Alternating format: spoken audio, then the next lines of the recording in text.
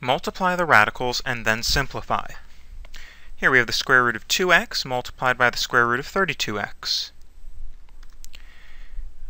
So I can write that as a single radical, square root of 2x times 32x.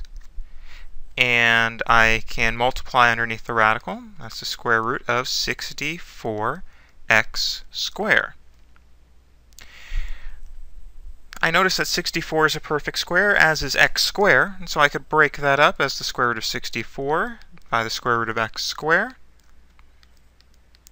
which is 8x.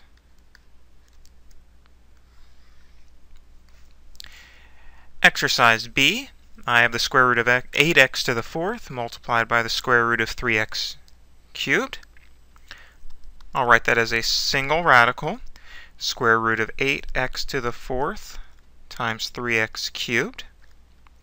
And so let's see, that's the square root of 24x to the seventh. Alright, now I'm going to break up this radical, or I should say I'm going to break up the factors here. 24 is not a perfect square, but it contains a perfect square factor of 4.